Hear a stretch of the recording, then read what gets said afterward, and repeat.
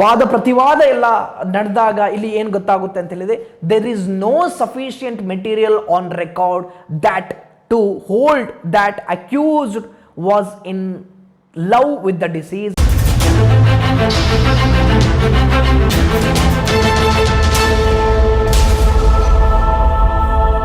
Formula 1, welcome to our YouTube family Kudla Rampage.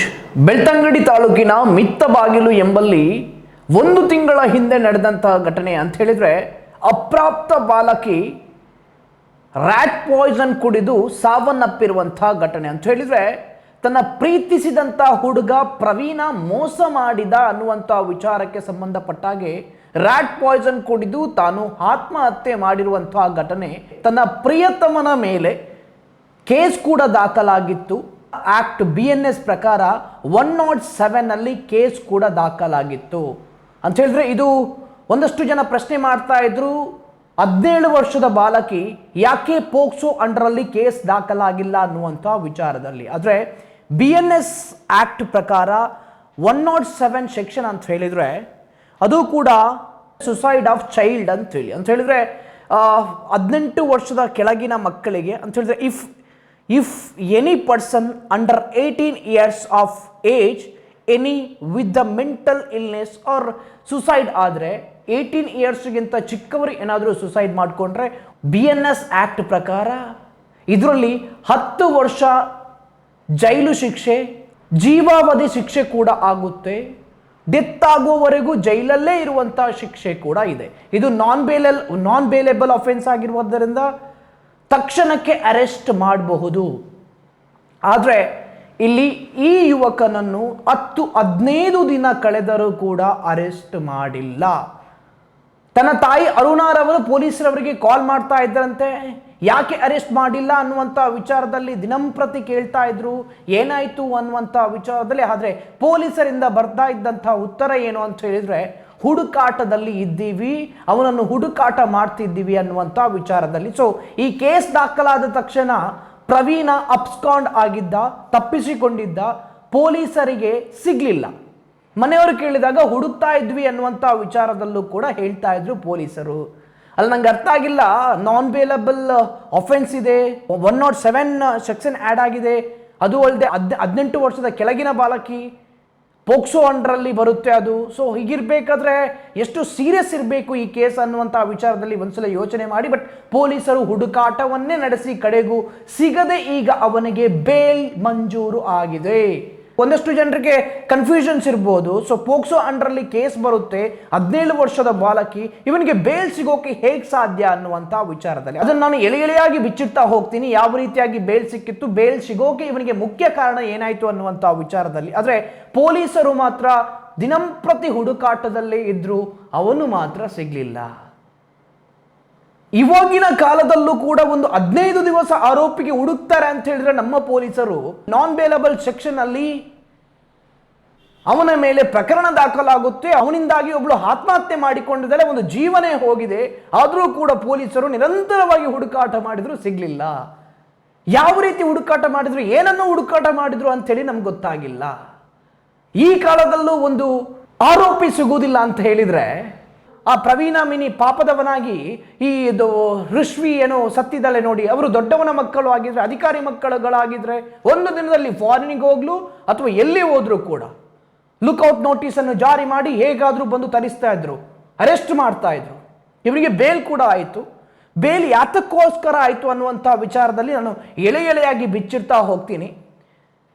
ಅಂತ ಹೇಳಿದ್ರೆ, ಈ ಪ್ರಕರಣಕ್ಕೆ ಸಂಬಂಧಪಟ್ಟಾಗೆ ಋಷ್ವಿ ಅವರ ತಾಯಿ ಒಂದು ಕಂಪ್ಲೇಂಟ್ ಅನ್ನು ಕೂಡ ಕೊಟ್ಟಿದ್ರು. ಕಂಪ್ಲೇಂಟ್ ಅಲ್ಲಿ ಏನಿದೆ ಅಂತ ಹೇಳಿದ್ರೆ, ಋಷ್ವಿರವರ ಅಮ್ಮ ಅರುಣಾರವರು ಕಂಪ್ಲೇಂಟ್ ಅನ್ನು ಕೂಡ ಕೊಡ್ತಾರೆ.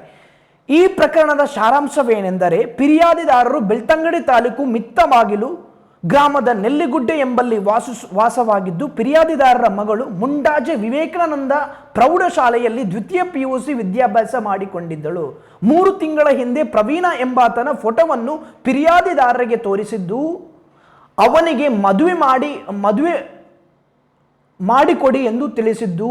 ಹೀಗಿರುವಾಗ 20 ದಿನಗಳ ಹಿಂದೆ ಪ್ರವೀಣನು ಮದುವೆಯಾಗುವುದಿಲ್ಲ ಎಂದು ಹೇಳಿ ನೀನು ಸತ್ತರೆ ಸಾಯಿ, ನಿನ್ನನ್ನು ಮಾತ್ರ ಮದುವೆಯಾಗುವುದಿಲ್ಲ ಕಡಾಖಂಡಿತವಾಗಿ ಹೇಳಿದ್ದು. ಅದೇ ವಿಚಾರದಲ್ಲಿ ಫಿರ್ಯಾದಿದಾರರ ಮಗಳು ರಶ್ವಿ 17 ವರ್ಷ 1 ತಿಂಗಳು ಪ್ರಾಯ ಬೇಜಾರದಲ್ಲಿದ್ದಳು. ದಿನಾಂಕ 20/11/2024 ರಾತ್ರಿ 1 ಗಂಟೆಗೆ ವಾಂತಿ ಮಾಡಲು ಪ್ರಾರಂಭಿಸಿದಳು.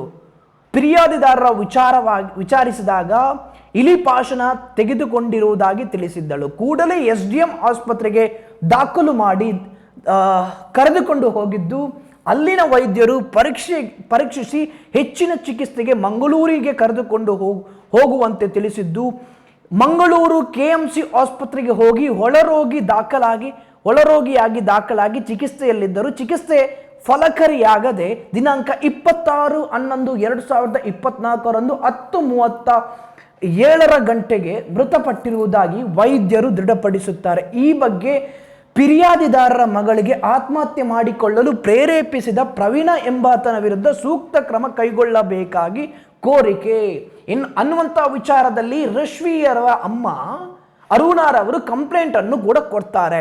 ಇಲ್ಲಿ ನಮಗೆ ಒಂದು ಏನು ಗೊತ್ತಾಗಬೇಕು ಅಂತ ಹೇಳಿದ್ರೆ ನೋಡಿ, 20/11/2024 ರಾತ್ರಿ 1 ಗಂಟೆಗೆ ವಾಮಿಟ್ ಮಾಡೋಕೆ ಶುರು ಮಾಡ್ತಾರೆ. ಅವಳನ್ನು ಮೊದಲು SDM ಆಸ್ಪತ್ರೆ ಉಜಿರೆಗೆ ಕರೆದುಕೊಂಡು ಹೋಗಿದ್ದು. ಸೊ ಅಲ್ಲಿ ಕೇಸ್ ಏನು ಅಂತೇಳಿ ಅವರಿಗೆ ಗೊತ್ತಿರುತ್ತೆ. ಸುಸೈಡ್ ಅಟೆಂಪ್ಟ್ ಮಾಡಿದ್ದಾಳೆ ಅನ್ನುವಂಥ ವಿಚಾರದಲ್ಲಿ ಗೊತ್ತಿರುತ್ತೆ, ಪಾಯ್ಸನ್ ತೆಗೆದುಕೊಂಡಿದ್ದಾಳೆ ಅನ್ನುವಂಥ ವಿಚಾರದಲ್ಲಿ ಗೊತ್ತಿರುತ್ತೆ. ಹಾಗಾದ್ರೆ ಅಲ್ಲಿಯ ಹಾಸ್ಪಿಟಲ್ನವರು ಪೊಲೀಸರಿಗೆ ಯಾಕೆ ತಿಳಿಸಿಲ್ಲ? ಕಂಪ್ಲೇಂಟ್ ಆಗಿರುವಂಥದ್ದು FIR ಆಗಿರುವಂಥದ್ದು 26 ತಾರೀಕಿಗೆ. 20 ತಾರೀಕಿಗೆ ಇವಳು ವಿಷ ಕುಡಿದಿದ್ದಾಳೆ, 26 ತಾರೀಕಿಗೆ FIR ಆಗುತ್ತೆ ಅಂತ ಹೇಳಿದ್ರೆ, ಒಂದು ವೇಳೆ ಮನೆಯವರು ಕಂಪ್ಲೇಂಟ್ ಕೊಡದಿದ್ರು ಕೂಡ ಅಲ್ಲಿಯ SDM ಆಸ್ಪತ್ರೆ ಉಜಿರೆಗೆ ಕರೆದುಕೊಂಡು ಹೋದಾಗ ಅಲ್ಲಿ ಟ್ರೀಟ್ಮೆಂಟ್ ಏನಾದರೂ ನೀಡಿದ್ರೆ, ಅಥವಾ ಒಂದು ವೇಳೆ ಮಂಗಳೂರಿನ KMC ಆಸ್ಪತ್ರೆಗೆ ಹೋದಾಗ ಎಲ್ಲಿಯಾದರೂ ಒಂದು ಪೊಲೀಸರಿಗೆ ಇಂಟಿಮೇಷನ್ ಕೊಡಬೇಕಿತ್ತು. ಅಂತ ಹೇಳಿದ್ರೆ ಸುಸೈಡ್ ಅಟೆಂಪ್ಟ್ ಮಾಡಿಕೊಂಡಿದ್ದಾಳೆ, ವಿಷ ಸೇವಿಸಿದ್ದಾಳೆ ಅನ್ನುವಂಥ ವಿಚಾರದಲ್ಲಿ 20ಕ್ಕೆ ಕಂಪ್ಲೇಂಟ್ ಲಾಡ್ಜ್ ಆಗಬೇಕಾಗಿತ್ತು. 26ಕ್ಕೆ ಕಂಪ್ಲೇಂಟ್ ಲಾಡ್ಜ್ ಆಗಿರುವಂಥದ್ದು ಯಾಕೆ? 6 ದಿನಗಳ ನಂತರ. ಯಾಕೆ ಇಲ್ಲಿ ಇಂಟಿಮೇಷನ್ ಕೊಡಲಿಲ್ಲ ಅನ್ನುವಂಥ ವಿಚಾರದಲ್ಲಿ ಪೊಲೀಸರಿಗೆ ಫಸ್ಟಿಗೇನೆ ಒಂದು ಸುಸೈಡ್ ಅಟೆಂಪ್ಟ್ ಮಾಡಿದಾಗ ಅವರು ಒಳಗಡೆ ಬಂದಾಗ ಏನಾಗಿದೆ ಅನ್ನುವಂಥ ವಿಚಾರದಲ್ಲಿ ಕೇಳಿದಾಗ ಪಾಯ್ಸನ್ ತಿಂದಿದ್ದಾಳೆ ಅನ್ನುವಂಥ ವಿಚಾರದಲ್ಲಿ ಗೊತ್ತಾಗುತ್ತೆ. ಪೊಲೀಸರಿಗೆ ಅದನ್ನು ತಿಳಿಸಬೇಕು.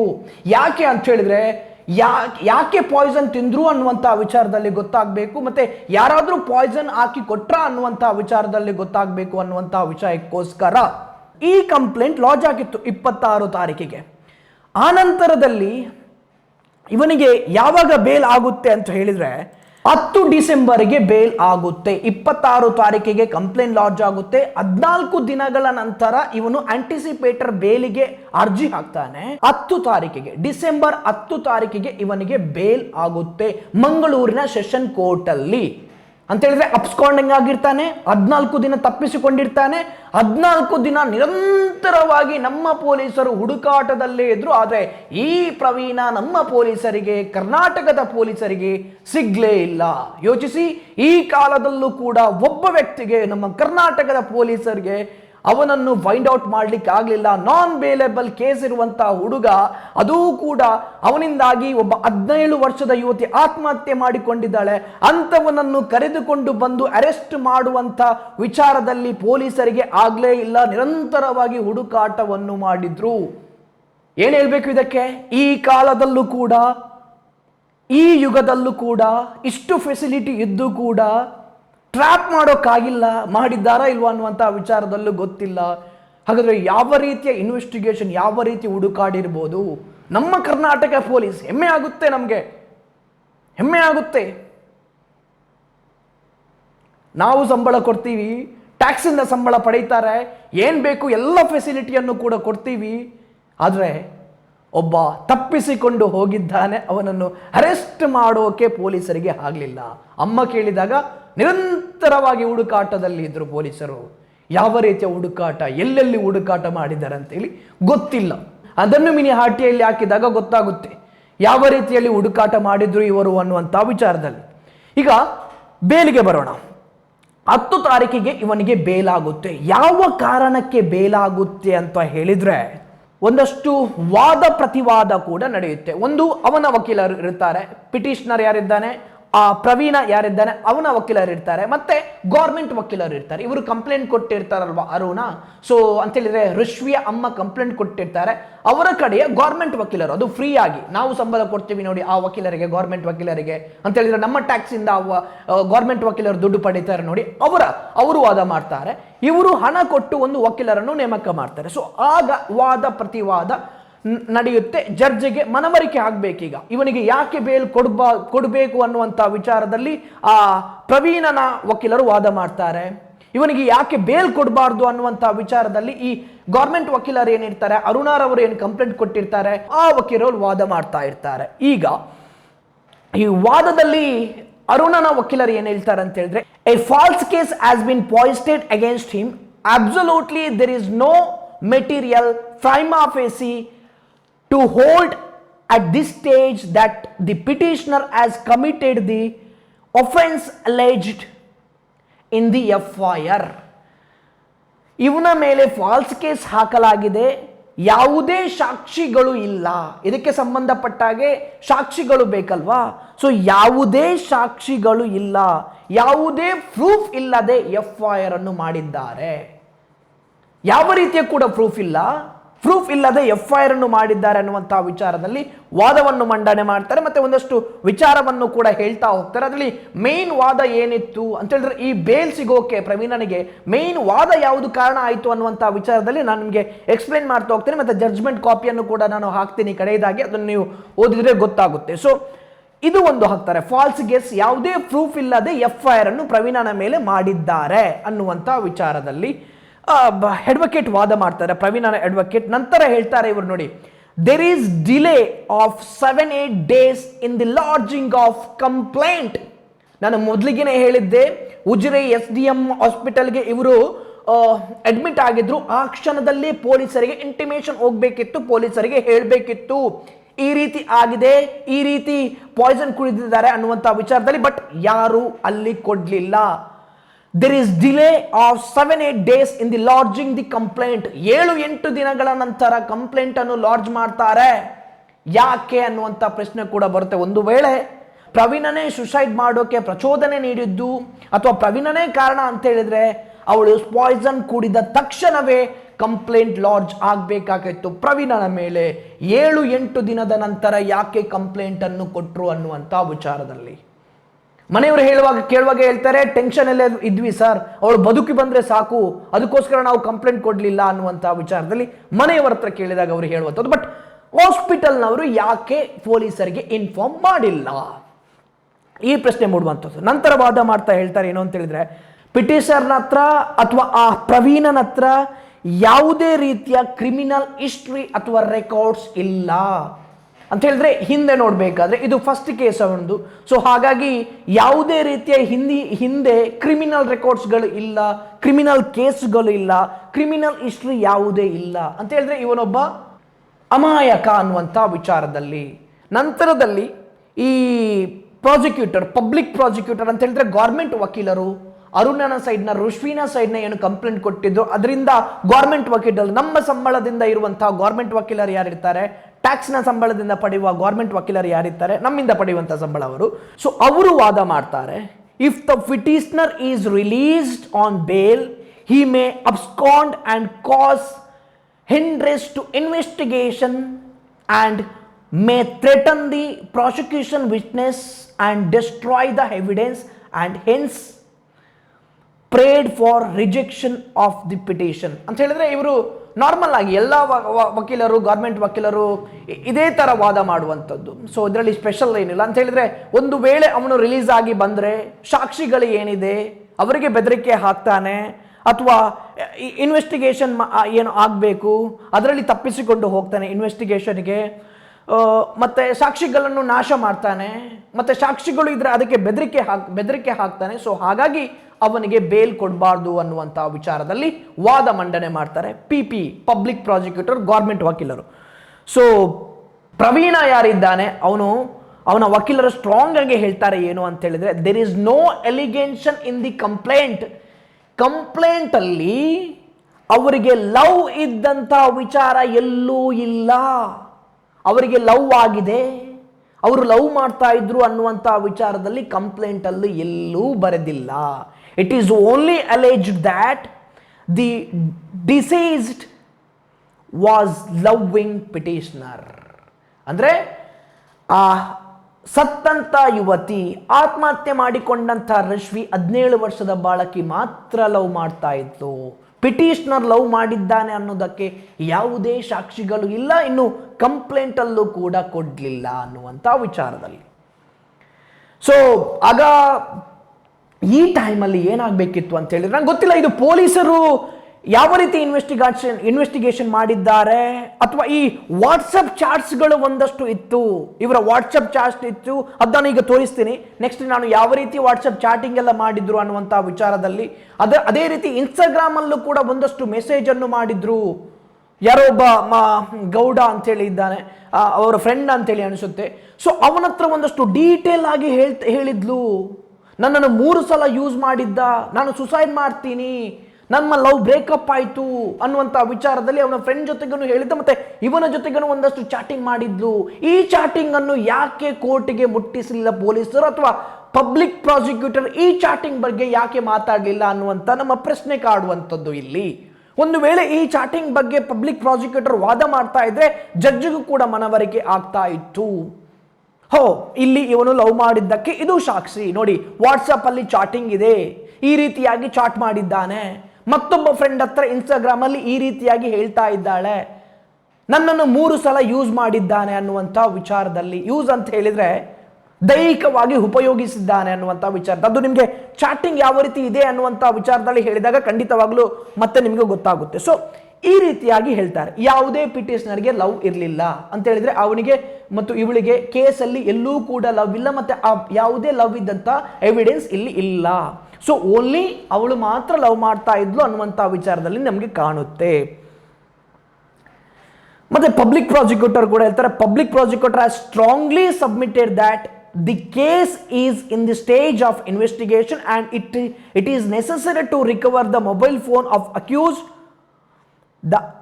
to send it for RFSL, and if the petitioner is enlarged to bail, he may abscond and hamper the investigation process ಅನ್ನುವಂಥ ವಿಚಾರದಲ್ಲಿ. ಸೊ ಇನ್ವೆಸ್ಟಿಗೇಷನ್ನ ಸ್ಟೇಜಲ್ಲಿ ಈ ಕೇಸ್, ಇನ್ವೆಸ್ಟಿಗೇಷನ್ನ ಸ್ಟೇಜಲ್ಲಿ ಇದೆ, ಇನ್ವೆಸ್ಟಿಗೇಷನ್ ಪೊಲೀಸರು ಮಾಡ್ತಾ ಇದ್ದಾರೆ. And it is necessary to recover, ಅವನ ಮೊಬೈಲ್ ಫೋನು ಕೂಡ ರಿಕವರಿ ಮಾಡಬೇಕು, ಅದರಲ್ಲಿ ಒಂದಷ್ಟು ಸಾಕ್ಷಿ ಇದೆ, ಅದರಿಂದ ಅವನು ತಪ್ಪಿಸ್ಬೋದು, ಮತ್ತೆ ಸಾಕ್ಷಿಯನ್ನು ನಾಶ ಮಾಡ್ಬೋದು, ಸಾಕ್ಷಿಗಳಿಗೆ ಬೆದರಿಕೆ ಹಾಕ್ಬೋದು ಅನ್ನುವಂಥ ವಿಚಾರದಲ್ಲಿ ಪಬ್ಲಿಕ್ ಪ್ರಾಸಿಕ್ಯೂಟರ್ ವಾದ ಮಾಡುವಂಥದ್ದು. ಅಂತ ಹೇಳಿದ್ರೆ ಜನಗಳ ಟ್ಯಾಕ್ಸಿಂದ ಅವರಿಗೆ ಸಂಬಳ ಹೋಗುತ್ತೆ, ಅವರು ವಾದ ಮಾಡುವಂಥದ್ದು. ಈ ರೀತಿಯಾಗಿ ವಾದ ಪ್ರತಿವಾದ ಎಲ್ಲ ನಡೆದಾಗ ಇಲ್ಲಿ ಏನು ಗೊತ್ತಾಗುತ್ತೆ ಅಂತ ಹೇಳಿದ್ರೆ, there is no sufficient material on record that to hold that accused was in love with the deceased, even if there was love affairs, deceased being minor.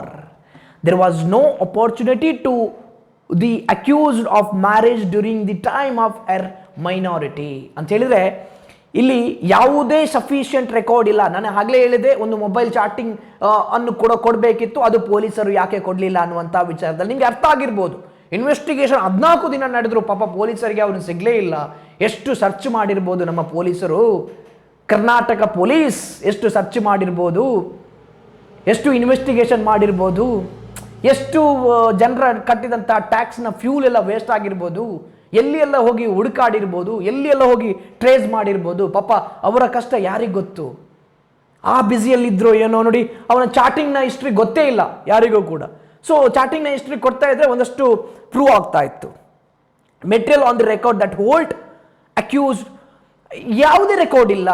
Accused ಅಂತ ಹೇಳಿದ್ರೆ ಆ ಪ್ರವೀಣ ಏನೋ ಲವ್ ಮಾಡ್ತಾ ಇದ್ದ ಅನ್ನುವಂಥ ವಿಚಾರಕ್ಕೆ ಯಾವುದೇ ಮೆಟೀರಿಯಲ್ ಇಲ್ಲ ಅನ್ನುವಂಥ ವಿಚಾರದಲ್ಲಿ. ಮತ್ತೆ even if there was A love affair, ಒಂದು ವೇಳೆ ಲವ್ ಅಫೇರ್ ಇದ್ರೆ ದ ಡಿಸೀಸ್ಡ್ ಬೀಯಿಂಗ್ ಮೈನರ್, ಅಂದ್ರೆ ಅವರು 17 ವರ್ಷದ ಬಾಲಕಿ. ಸೊ ಅವನು ಏನು ಹೇಳಿದ್ದ, ಕಂಪ್ಲೇಂಟ್ ಅಲ್ಲಿ ಏನು ಹೇಳಿದ್ರು ಇವರು, ಅವನು ಮದುವೆ ಆಗ್ತೇನೆ ಅನ್ನುವಂಥ ವಿಚಾರದಲ್ಲಿ ಹೇಳಿದ, ಅದಕ್ಕಾಗಿ ಇವಳು ಸತ್ಲು. ಮೈನರ್ ಆದರೆ ಯಾವ ರೀತಿ ಮದುವೆ ಆಗೋಕೆ ಸಾಧ್ಯ ಅನ್ನುವಂಥ ಪ್ರಶ್ನೆ ಕೂಡ ಇಲ್ಲಿ ಮೂಡುವಂಥದ್ದು. ಸೊ ಹಾಗಾಗಿ ಮೈನರ್ ಆದ ಕಾರಣ 17 ವರ್ಷದಲ್ಲಿ ಮದುವೆ ಆಗೋಕೆ ಆಗೋದಿಲ್ಲ. ಸೊ ಹಾಗಾಗಿ ಇದು ಸತ್ಯ ಅಂತೇಳಿ ಗೊತ್ತಾಗೋದಿಲ್ಲ ಅನ್ನುವಂಥ ವಿಚಾರದಲ್ಲಿ ಜನರಿಗೆ ಮನವರಿಕೆ ಆಗುವಂಥದ್ದು. ಏನೋ ನಡೀತಾ ಇದೆ, ಸುಳ್ಳು ಹಾಕಿರ್ಬೋದು. ಸೊ ಇಲ್ಲಿ ಏನು ಸತ್ಯ ಕಾಣ್ತಾ ಇಲ್ಲ ಅಂತೇಳಿ. ಸೊ ಅಂತ ಹೇಳಿದ್ರೆ ಅವನೇ ಹೇಳಿದ್ದು 20, ಮನೆಯವರು ಹೇಳೋ ಪ್ರಕಾರ 23 ವರ್ಷದ ನಂತರ ನಾನು ನನ್ನ ಮದುವೆ ಆಗ್ತೇನೆ, ಈಗ ನಾವು ಲವ್ ಮಾಡ್ತಾ ಇರೋಣ ಅನ್ನುವಂಥ ವಿಚಾರದಲ್ಲಿ ಅವರು ಲವ್ ಮಾಡ್ತಾ ಇದ್ದದ್ದು. ಆದರೆ ಇಲ್ಲಿ ಜಡ್ಜಿಗೆ ಏನು ಕನ್ವೆ ಆಗಿದ್ದು ಅಂತ ಹೇಳಿದ್ರೆ, ಅವರು ಕೋರ್ಟಲ್ಲಿ ಕಂಪ್ಲೇಂಟ್ ಕೊಟ್ಟ ಪ್ರಕಾರ ಅವನು ಮದುವೆಯಾಗುವುದಿಲ್ಲ ಎಂದು ಹೇಳಿದ, ಅದಕ್ಕಾಗಿ ಇವಳು ಸುಸೈಡ್ ಮಾಡಿದ್ಲು. ವಿಚ್ ಮೀನ್ಸ್ 17 ವರ್ಷದಲ್ಲೇ ಮದುವೆ ಆಗುವುದಿಲ್ಲ ಅನ್ನುವಂಥ ವಿಚಾರದಲ್ಲಿ ಹೇಳಿದ್ದ ಅನ್ನುವಂಥ ವಿಚಾರದಲ್ಲಿ ಜಡ್ಜಿಗೆ ಕನ್ವೆ ಆಗಿರುವಂಥದ್ದು. ಸೊ ಹಾಗಾಗಿ ಶಿ ಈಸ್ ಅ ಮೈನರ್ ಆದರೆ ಮದುವೆ ಆಗೋಕ್ಕಾಗೋದಿಲ್ಲ ಅನ್ನುವಂಥ ವಿಚಾರದಲ್ಲಿ ಕಂಪ್ಲೇಂಟ್ ಕಾಪಿಗೂ ಇದಕ್ಕೂ ಟ್ಯಾಲಿ ಆಗಲಿಲ್ಲ. ಸೊ ಹಾಗಾಗಿ ಇವನಿಗೆ ಬೇಲ್ ಸಿಕ್ಕಿತ್ತು. ಬೇಲಲ್ಲಿ ಒಂದಷ್ಟು ಕಂಡೀಷನ್ ಕೂಡ ಹಾಕಿದ್ದಾರೆ, ಶ್ಯೂರಿಟಿ ಕೂಡ ಇಟ್ಟಿದ್ದಾರೆ 1 ಲಕ್ಷದ್ದು. ಮತ್ತು ಪಿಟಿಷನರ್ 10 ದಿವಸದ ಒಳಗಡೆ ಹೋಗಿ ಪೊಲೀಸ್ ಸ್ಟೇಷನ್ಗೆ ಹೋಗಿ ಸಬ್ಮಿಟ್ ಮಾಡಬೇಕು, ಎಲ್ಲಾನು ಸಬ್ಮಿಟ್ ಮಾಡಬೇಕು ಅಂತ ಹೇಳಿದ್ರೆ ಪಿಟಿಷನರ್ಸ್ ಅಲ್ಲಿ appear before the investigation officer within 10 days from the date of. ಅವನು ಪೊಲೀಸ್ ಸ್ಟೇಷನ್ಗೆ ಅಪಿಯರ್ ಆಗಬೇಕು, ಇನ್ವೆಸ್ಟಿಗೇಷನ್ಗೆ ಅಪಿಯರ್ ಆಗಬೇಕು. ಏನು ಮೊಬೈಲ್ ಸೀಸ್ ಮಾಡ್ತಾರೆ, ಅವನು ಕೂಡ FSLಗೆ ಕಳಿಸ್ತಾರೆ, ಅದನ್ನೆಲ್ಲ ಕೊಡಬೇಕು ಅನ್ನುವಂಥ ವಿಚಾರದಲ್ಲಿ ಅವನು ಡಿಲೀಟ್ ಮಾಡಿರ್ಬೋದು, ಮತ್ತೊಂದು ಮಾಡಿರ್ಬೋದು, ಏನೋ ಮಾಡಿದ್ರು ಕೂಡ FSL ಅಲ್ಲಿ ರಿಪೋರ್ಟ್ ಬಂದಾಗ ಖಂಡಿತವಾಗ್ಲೂ ಗೊತ್ತಾಗುತ್ತೆ ಏನೆಲ್ಲ ಇತ್ತು, ಅವಳ ಹತ್ರ ಏನೆಲ್ಲ ಮಾತಾಡಿದ್ದಾನೆ, ಏನೆಲ್ಲ ಚಾಟಿಂಗ್ ಮಾಡಿದ್ದಾನೆ ಅನ್ನುವಂಥ ವಿಚಾರದಲ್ಲಿ. ಮತ್ತೆ ಅವರು ಹೋಗಿರುವಂಥ ಯಾವ ಡೇಟಿಗೆ ಯಾವತ್ತು ಎಲ್ಲ ಹೋಗಿದ್ದಾರೆ ಅಂತ ಹೇಳಿದ್ರೆ ಮನೆಯವರು ಕೂಡ ಹೇಳ್ತಾ ಇದ್ರು. ಮೂರು ಸಲ ಅವರು ಲಾಡ್ಜ್ಗೆ ಅವಳನ್ನು ಕರ್ಕೊಂಡು ಹೋಗಿದ್ರು ಅನ್ನುವಂಥ ವಿಚಾರದಲ್ಲಿ. ಸೊ ಅದು ಕೂಡ ಒಂದು ಇನ್ವೆಸ್ಟಿಗೇಷನ್ ಅಲ್ಲಿ ಗೊತ್ತಾಗುತ್ತೆ. ಮುಂದಿನ ದಿನ ಅವನನ್ನು ಇನ್ವೆಸ್ಟಿಗೇಷನ್ ಮಾಡಿದಾಗ ಯಾವ ಲಾಡ್ಜ್ಗೆಲ್ಲ ಹೋದ್ರಿ ಅನ್ನುವಂಥ ವಿಚಾರದಲ್ಲಿ ಹೋದಾಗ ಆ ಲಾಡ್ಜ್ಗೆ ಹೋಗಿ ಹೌದಾ ಇವರು ಬಂದಿದ್ರ ಅಂತ ಲಾಡ್ಜ್ಗೆ ಹೋದಾಗ ಐಡಿಯನ್ನು ಕೊಡಲೇಬೇಕು. ಸೊ ಐಡಿಯಲ್ಲಿ ಇವರ ಇಬ್ಬರದ್ದು ಎಂಟ್ರಿ ಇದೆಯಾ ಅನ್ನುವಂಥ ವಿಚಾರದಲ್ಲಿ ಎಲ್ಲ ನೋಡಿದಾಗ ಅದು ಖಂಡಿತವಾಗ್ಲೂ ಗೊತ್ತಾಗುತ್ತೆ. he shall assist IO affair before the him call ಅಂತ ಹೇಳಿದ್ರೆ ಏನಾದರೂ IO ಇನ್ವೆಸ್ಟಿಗೇಷನ್ ಆಫೀಸರ್ಸ್ ಕರೆದಾಗ ಅಲ್ಲಿಗೆ ಹೋಗಲೇಬೇಕು, ಅದಕ್ಕಿಂತ ಮೊದಲೇ ಇವನು ಹೋಗಬೇಕು, ಯಾವುದೇ ಕಾರಣಕ್ಕೂ ತಪ್ಪಿಸಲಿಕ್ಕಿಲ್ಲ ಅಂತ ಹೇಳಿ. ಸೊ ಯಾರಿಗೂ ಕೂಡ ಥ್ರೆಟನ್ ಮಾಡಲಿಕ್ಕಿಲ್ಲ, ಯಾರಿಗೂ ಕೂಡ ಅದೇ ಬೆದರಿಕೆ ಆಗ್ತಾರೆ ಅನ್ನುವಂಥ ವಿಚಾರದಲ್ಲಿ ಪಬ್ಲಿಕ್ ಪ್ರಾಸಿಕ್ಯೂಟರ್ ಹೇಳಿದ್ರಲ್ವ, ಯಾರಿಗೂ ಕೂಡ ಬೆದರಿಕೆ ಹಾಕುವಂಥದ್ದಿಲ್ಲ, ಮತ್ತು ಸಾಕ್ಷಿಯನ್ನು ನಾಶ ಮಾಡಲಿಕ್ಕೆ ಇಲ್ಲ ಅನ್ನುವಂಥ ವಿಚಾರದಲ್ಲಿ. ಮತ್ತು ಅವನ ಏನಾದರೂ ಅಡ್ರೆಸ್ ಇದ್ದರೆ, ಬೇರೆ ಅಡ್ರೆಸ್ ಏನಾದರೂ ಇದ್ದರೆ ಅದನ್ನು ಕೂಡ ಪೊಲೀಸ್ ಸ್ಟೇಷನ್ಗೆ ಕೊಡಬೇಕು ಅನ್ನುವಂಥ ವಿಚಾರದಲ್ಲಿ ಜಡ್ಜ್ಮೆಂಟ್ ಬರೆದು ಇವನಿಗೆ ಬೇಲನ್ನು ಕೂಡ ಕೊಡ್ತಾರೆ. ಒಂದಷ್ಟು ಜನ ಯೋಚನೆ ಮಾಡ್ತಾ ಇರ್ಬೋದು, 17 ವರ್ಷದಲ್ಲಿ ಹೇಗೆ 17 ವರ್ಷದ ಬಾಳಕ್ಕೆ ಸತ್ತಿದ್ದಾಳೆ, ಸೊ ಇವನಿಂದಾಗಿ ಸತ್ತಿದ್ದು ಅನ್ನುವಂಥ ವಿಚಾರದಲ್ಲಿ. ಮತ್ತೆ ಅಲ್ಲಿ ಒಂದಷ್ಟು ಬಾಲಕಿಯ ಸ್ಟೇಟ್ಮೆಂಟ್ ಅನ್ನು ಕೂಡ ತಗೊಳ್ತಾರೆ. ಪೋಕ್ಸೋ ಅಂಡರ್ ಅಲ್ಲಿ ಕೇಸ್ ಆಗಿರೋದ್ರಿಂದ ಪ್ರತ್ಯೇಕವಾಗಿ ಅಲ್ಲಿ ಲೇಡಿ ಪೊಲೀಸ್ ಹೋಗಿ ಹಾಸ್ಪಿಟಲ್ ಅಲ್ಲಿ ಬಾಲಕಿಯ ಸ್ಟೇಟ್ಮೆಂಟ್ ಅನ್ನು ಕೂಡ ತಗೊಳ್ತಾರೆ. ಆ ಸ್ಟೇಟ್ಮೆಂಟ್ ಅಲ್ಲಿ ಬಾಲಕಿ ಯಾವ ರೀತಿ ಕೊಟ್ಟಿದ್ದಾಳೆ ಅನ್ನುವಂಥ ವಿಚಾರದಲ್ಲಿ ನಮ್ಗೆ ಗೊತ್ತಿಲ್ಲ. ಸೊ ಒಂದು ವೇಳೆ ನನ್ನನ್ನು ಯೂಸ್ ಮಾಡಿದ, ಸೊ ಅದಕ್ಕೋಸ್ಕರ ನಾನು ಸುಸೈಡ್ ಮಾಡಿದೆ, ನನಗೆ ಹಿಂಸೆ ಕೊಟ್ಟ, ಅದಕ್ಕೋಸ್ಕರ ನಾನು ಸುಸೈಡ್ ಮಾಡಿದೆ ಅನ್ನುವಂಥ ವಿಚಾರದಲ್ಲಿ ಹೇಳಿದರೆ ಕಠಿಣ ಶಿಕ್ಷೆ ಆಗುತ್ತೆ. ಮತ್ತು ಯಾವ ರೀತಿಯ ಬಾಲಕಿ ಸ್ಟೇಟ್ಮೆಂಟ್ ಕೊಟ್ಟಿದ್ದಾಳೆ ಅನ್ನುವಂಥ ವಿಚಾರದಲ್ಲೂ ಕೂಡ ಗೊತ್ತಿಲ್ಲ. ಆದರೆ ಇಲ್ಲಿ ನಮಗೆ ಮೇಯ್ನ್ ಆಗಿ ಅಡ್ಮಿಟ್ ಆದ ತಕ್ಷಣ ಪಾಯ್ಸನ್ ಕುಡಿದಿದ್ದಾಳೆ ಅಂಥೇಳಿ ಗೊತ್ತಿದೆ. ಹಾಗೆ ಯಾಕೆ ಈ ಪೊಲೀಸರಿಗೆ ಈ ಹಾಸ್ಪಿಟಲ್ನವರು ತಿಳಿಸಿಲ್ಲ ಅನ್ನುವಂಥ ವಿಚಾರದಲ್ಲಿ ನಮಗೆ ಎದ್ದು ಕಾಣುವಂಥದ್ದು. ಮತ್ತೊಂದು ಏನು ಅಂತ ಹೇಳಿದ್ರೆ, ಇನ್ನು ಬೇಲಲ್ಲಿ ರಿಲೀಸ್ ಆಗಿದ್ದಾನೆ. ಈಗ ಮನೆಯವರಿಗೆ ಮತ್ತೊಂದು ಆಪ್ಷನ್ ಇದೆ, ಈ ಚಾಟಿಂಗ್ ಮತ್ತೊಂದು ಏನೂ ಕೂಡ ಕೊಡಲಿಲ್ಲಪ್ಪ ಅಂತ ಹೇಳಿದ್ರೆ, ಕೋರ್ಟಿಗೆ ಯಾವುದೇ ರೀತಿಯ ಎವಿಡೆನ್ಸ್ ಕೊಡಲಿಲ್ಲ. ಇವರು ಚಾಟ್ ಮಾಡ್ತಾ ಇದ್ದಂಥದ್ದು, ಇವರು ಲವ್ ಮಾಡ್ತಾ ಇದ್ದಂಥದ್ದು ಅಥವಾ ಮತ್ತೊಂದು ಮಗದೊಂದು ಯಾವುದೂ ಕೂಡ ಕೊಡಲಿಲ್ಲ. ಸೊ ಇನ್ನೊಂದು ಆಪ್ಷನ್ ಇದೆ, ಯಾವ ರೀತಿ ಅಂತ ಹೇಳಿದ್ರೆ ಹೈಕೋರ್ಟ್ಗೆ ಅಪೀಲ್ ಹೋಗ್ಬೋದು, ಹೈಕೋರ್ಟಲ್ಲಿ ಚಾಲೆಂಜ್ ಮಾಡ್ಬೋದು ಈ ಬೇಲ್ನ ಮೇಲೆ, ಹೇಗೆ ಬೇಲ್ ಕೊಟ್ರಿ ಅನ್ನುವಂಥ ವಿಚಾರದಲ್ಲಿ. ಯಾಕಂತ ಹೇಳಿದ್ರೆ ಪ್ರೈವೇಟ್ ವಕೀಲರನ್ನು ಇಟ್ಕೊಳ್ಬೇಕಾಗುತ್ತೆ. PPL ಇಲ್ಲಿ ಗೌರ್ಮೆಂಟ್ ವಕೀಲರು ಆಗೋದಿಲ್ಲ. ಇವರೇ ತಕ್ಕ ಒಂದು ಪ್ರೈವೇಟ್ ವಕೀಲರನ್ನು ಇಟ್ಕೊಂಡು ಹೈಕೋರ್ಟಲ್ಲಿ ಚಾಲೆಂಜ್ ಮಾಡಿ, ಹೇಗೆ ಕೊಟ್ರಿ, ಈ ರೀತಿ ಇದೆ ಸರ್, ಈ ರೀತಿ ನನ್ನ ಮಗಳ ಸುಸೈಡ್ಗೆ ಇವನು ಕಾರಣ ಅನ್ನುವಂಥ ವಿಚಾರದಲ್ಲಿ ಹೈಕೋರ್ಟಲ್ಲಿ ಚಾಲೆಂಜ್ ಮಾಡಿದರೆ, ಒಂದು ವೇಳೆ ಹೈಕೋರ್ಟಲ್ಲಿ ಬೇಲ್ ರಿಜೆಕ್ಟ್ ಆದರೆ ಮತ್ತೆ ಇವನನ್ನು ಅರೆಸ್ಟ್ ಮಾಡ್ಬೋದು ಅಂತ ಹೇಳಿದ್ರೆ. ಈಗ ಅರೆಸ್ಟ್ ಯಾಕೆ ಆಗಿಲ್ಲ ಅನ್ನುವಂಥದ್ದು ವಿಚಾರದಲ್ಲಿದೆ, ಮತ್ತೆ ಇವನನ್ನು ಅರೆಸ್ಟ್ ಮಾಡ್ಬೋದು. ಸೊ ಚಾಲೆಂಜ್ ಮಾಡುವಂಥ ಕೆಲಸ ಇನ್ನೂ ಕೂಡ ಬಾಕಿ ಉಳಿದಿದೆ. ಒಂದು ವೇಳೆ ಇದರಲ್ಲಿ ಮನೆಯವರಿಗೆ ನೆಮ್ಮದಿ ಇಲ್ಲ, ಸೊ ಇವನಿಗೆ ಬೇಲ್ ಹೇಗೆ ಸಿಕ್ಕಿತ್ತು, ಬೇಲ್ ಸಿಗೋಕ್ಕೆ ಚಾನ್ಸೇ ಇಲ್ಲ ಅನ್ನುವಂಥದ್ರಲ್ಲಿ ಏನಾದರೂ ಇದ್ದರೆ, ಇನ್ನಷ್ಟು ಎವಿಡೆನ್ಸ್ ಇದೆ, ನನ್ನ ಮಗಳು ಒಳ್ಳೆ ರೀತಿಯ ಸ್ಟೇಟ್ಮೆಂಟನ್ನು ಕೂಡ ಕೊಟ್ಟಿದ್ದಾಳೆ ಅಂತ ಹೇಳಿದ್ರೆ, ಇವನಿಂದಾಗಿಯೇ ಸತ್ತದ್ದು, ಇವನ ಕಿರುಕುಳದಿಂದಾಗಿಯೇ ಸತ್ತದ್ದು, ಇವನ ಹಿಂಸೆಯಿಂದಾಗಿಯೇ ಸತ್ತದ್ದು, ಇವನು ನನ್ನನ್ನು 3 ಸಲ ಯೂಸ್ ಮಾಡಿಕೊಂಡಿದ್ದ ಅನ್ನುವಂಥ ವಿಚಾರಕ್ಕಾಗಿಯೇ ಸತ್ತದ್ದು ಅನ್ನುವಂಥ ವಿಚಾರದಲ್ಲಿ ಏನಾದರೂ ಸ್ಟೇಟ್ಮೆಂಟ್ ಹುಡುಗಿ ಬಾಲಕಿ ಕೊಟ್ಟಿದ್ರೆ, ಸೊ ಅದನ್ನು ಅನ್ನೋದನ್ನು ಕೂಡ ಅದರ ಮೇಲೆ ಇಟ್ಕೊಂಡು ಹೈಕೋರ್ಟ್ ಅಪೀಲ್ ಹೋಗ್ಬೋದು. ಮತ್ತೆ ಇನ್ನು ಪೋಸ್ಟ್ ಮಾರ್ಟಮ್ ರಿಪೋರ್ಟ್ ಕೂಡ ಬರುತ್ತೆ. ಸೊ ಅದರ ಮೇಲೆ ಆಧಾರದ ಮೇಲೂ ಕೂಡ ಹೈಕೋರ್ಟ್ಗೆ ಹೋಗ್ಬೋದು. ಸೊ ಒಂದು ವೇಳೆ ಅಲ್ಲಿ ಬೇಲ್ ರಿಜೆಕ್ಟ್ ಆದರೆ ಮತ್ತೆ ಇವನು ಅರೆಸ್ಟ್ ಆಗ್ತಾನೆ, ಮತ್ತೆ ಪೊಲೀಸ್ ಕಸ್ಟಡಿಯಲ್ಲೇ ಇರ್ತಾನೆ. ಸೊ ಈಗ ಇನ್ನು ಪೊಲೀಸರಿಗೆ ಇರುವಂಥದ್ದು ಏನು ಅಂತ ಹೇಳಿದ್ರೆ, ಆದಷ್ಟು ಬೇಗ ಕಸ್ಟಡಿಯಲ್ಲಿದ್ದರೆ 90 ದಿವಸದ ಒಳಗಡೆ ಚಾರ್ಜ್ ಶೀಟ್ ಅನ್ನು ಸಲ್ಲಿಕೆ ಮಾಡಬೇಕು ಕೋರ್ಟ್ಗೆ ಅನ್ನುವಂಥ ವಿಚಾರದಲ್ಲಿ ಆದಷ್ಟು ಬೇಗ 1 ತಿಂಗಳಲ್ಲೂ ಮಾಡ್ಬೋದು, 2 ತಿಂಗಳಲ್ಲೂ ಮಾಡ್ಬೋದು, 1 ವರ್ಷನೂ ತೆಗೆದುಕೊಳ್ಬೋದು. ಪೊಲೀಸರ ಇಂಟ್ರೆಸ್ಟ್ ಮೇಲೆ ಇರುವಂಥದ್ದು. ಸೊ 14 ದಿನದಲ್ಲಿ ಪಾಪ ಬೇಗ ಸಲ್ಲಿಸ್ಬೋದು ಅಂಥೇಳಿ ನನಗೆ ಅನಿಸುತ್ತೆ. ಯಾಕಂತ ಹೇಳಿದ್ರೆ 14 ದಿನ ನಿರಂತರವಾಗಿ ಹುಡುಕಾಟ ನಡೆಸಿದ್ರು ತುಂಬ ಸುಸ್ತಾಗಿರ್ಬೋದು ಪೊಲೀಸರು ಕೂಡ. ಆದರೆ ಅವನು ಸಿಗಲೇ ಇಲ್ಲ. ಆದ ಕಾರಣಾಗಿ ಆ ಕೋಪದಿಂದ ಅದು ಓ ಮೈ ಗಾಡ್, ನಮಗೆ ಸಿಗಲೇ ಇಲ್ಲ, ಇವನು ಇಷ್ಟು ಹುಡುಕಾಟ ನಡೆಸಿದ್ರು, ಎಲ್ಲಿ ತಪ್ಪಿಸಿ ಹೋದ, ಬೇಗ ಕೋರ್ಟಿಗೆ ಒಂದು ಚಾರ್ಜ್ ಶೀಟ್ ಅನ್ನು ಕೂಡ ಸಲ್ಲಿಸ್ಬೋದು. ಸ್ಟ್ರಾಂಗ್ ಎವಿಡೆನ್ಸ್ ಅನ್ನೆಲ್ಲ ಕಲೆಕ್ಟ್ ಮಾಡಿ FSL ರಿಪೋರ್ಟ್ ಬಂದ ನಂತರ FSL ರಿಪೋರ್ಟ್ ಬರುತ್ತೆ, ಅದರಲ್ಲಿ ಒಂದಷ್ಟು ಕ್ಲೂಸ್ ಎಲ್ಲ ಸಿಗುತ್ತೆ. ಮತ್ತು ಇವರ ಮೊಬೈಲನ್ನು ಕೂಡ ಪೊಲೀಸರು ಸೀಸ್ ಮಾಡಿದ್ದಾರೆ, ಅದರಲ್ಲೂ ಒಂದಷ್ಟು ಪ್ರೂಫ್ಗಳು ಸಿಗುತ್ತೆ. ಸೊ ಅದರಲ್ಲಿ ಯಾವ ಲಾಡ್ಜಲ್ಲಿ ಇವರು ಇದ್ರು ಅನ್ನುವಂಥ ವಿಚಾರದಲ್ಲಿ ಅಲ್ಲಿ ಒಂದಷ್ಟು ಎವಿಡೆನ್ಸ್ ಅನ್ನು ಕಲೆಕ್ಟ್ ಮಾಡುವ ಮೂಲಕ ಒಂದು ಒಳ್ಳೆಯ ರೀತಿ ಇನ್ವೆಸ್ಟಿಗೇಷನ್ ಮಾಡ್ಬೋದು. ಅವನಿಗೆ ಶಿಕ್ಷೆ 10 ವರ್ಷ ಜೈಲಲ್ಲಿ ಇರ್ಬೋದು ಅನ್ನುವಂಥ ವಿಚಾರದಲ್ಲಿ ನಂಬಿಕೆ ಇದೆ. ಇನ್ನು ನೋಡಬೇಕಷ್ಟೆ. ಮತ್ತೆ ಈಗ ನಾನು ಇಂಪಾರ್ಟೆಂಟ್ ಆಗಿ ಹೇಳಬೇಕಾದಂಥ ವಿಚಾರ ಏನು ಅಂತ ಹೇಳಿದ್ರೆ, ಒಂದಷ್ಟು ಚಾಟಿಂಗ್ ಇತ್ತು ಅನ್ನುವಂಥ ವಿಚಾರದಲ್ಲೂ ನಾನು ನಿಮಗೆ ಹೇಳಿದ್ದೆ. ಆ ಚಾಟಿಂಗಲ್ಲಿ ಏನಿದೆ ಸ್ಪೆಷಲ್ ಆಗಿ ಅವನು ಯಾರೋ ಒಬ್ಬ ಗೌಡ ಫ್ರೆಂಡ್ ಏನೋ ಇದ್ರು, ಅದು ನನಗೆ ಹೆಸರು ಗೊತ್ತಿಲ್ಲ, ಅದನ್ನು ನೋಡಿದಾಗೆ ಗೊತ್ತಾಗುತ್ತೆ ನನಗೆ. ಸೊ ಅವನ ಜೊತೆಗೆ ಒಂದಷ್ಟು ಚಾಟಿಂಗ್ ಮಾಡಿದ್ಲು ಅನ್ನುವಂಥ ವಿಚಾರದಲ್ಲೂ ಹೇಳಿದ್ದಲ್ವ, ಆ ಚಾಟಿಂಗಲ್ಲಿ ಏನಿದೆ ಅನ್ನುವಂಥ ವಿಚಾರದಲ್ಲೂ ನೋಡುವ. ಯಾಕೆಂತ ಹೇಳಿದ್ರೆ ಅದನ್ನು ಒಂದು ವೇಳೆ ಕೋರ್ಟಿಗೆ ಪ್ರೊವೈಡ್ ಮಾಡ್ತಾ ಇದ್ರೆ ಗೊತ್ತಾಗ್ತಾ ಇತ್ತು, ಕೋರ್ಟಿಗೂ ಕೂಡ ಮನವರಿಕೆ ಆಗ್ತಾ ಇತ್ತು, ಓ ಲವ್ ಇತ್ತು, ಈ ಥರ ಮೋಸ ಆಗಿದೆ, ಸೊ ಈ ಕಾರಣದಿಂದಾಗಿ ಅವಳು ರ್ಯಾಟ್ ಪಾಯ್ಸನ್ ತಗೊಂಡಿದ್ದಾಳೆ ಅನ್ನುವಂಥ ವಿಚಾರದಲ್ಲಿ ಆ ಚಾಟಿಂಗಲ್ಲಿ ಏನಿದೆ ಅನ್ನುವಂಥ ವಿಚಾರವನ್ನು ನಿಮಗೆ ಎಳೆಯಾಗಿ ಬಿಚ್ಚಿಡ್ತಾ ಹೋಗ್ತೀನಿ.